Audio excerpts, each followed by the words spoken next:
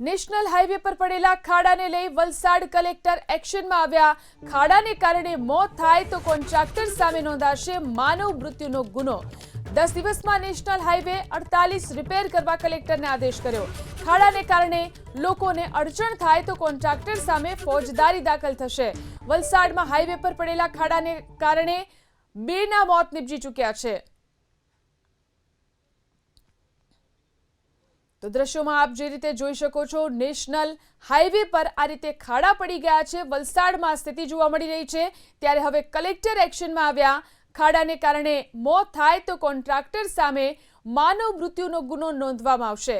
10 દિવસમાં national highway 48ને repair કરવા માટે કલેક્ટરે આદેશ કર્યો છે। ખાડાને કારણે લોકોને અડચણ થાય તો કોન્ટ્રાક્ટર સામે ફોજદારી દાખલ કરવામાં આવશે। વલસાડમાં હાઈવે પર પડેલા ખાડાને કારણે 2 લોકોના મોત નીપજી ચૂક્યા છે। જોઈ શકાય છે આ હાઈવેની સ્થિતિ, ખાડા જ ખાડા રસ્તા પર જોવા મળી રહ્યા છે। ત્યારે હવે કલેક્ટર એક્શનમાં આવ્યા છે। ખાડાને લઈને તેમણે કેટલાક આદેશ કર્યા છે, જેમાં ખાડાને કારણે મોત થાય તો કોન્ટ્રાક્ટર સામે ગુનો નોંધાશે તેવું કહેવામાં આવ્યું છે। 10 દિવસમાં નેશનલ હાઈવે 48ને રિપેર કરવાનો પણ કલેક્ટરે આદેશ કર્યો છે। તો ખાડાને કારણે લોકોને અડચણ થાય તો કોન્ટ્રાક્ટર સામે ફોજદારી કેસ કરવામાં આવશે।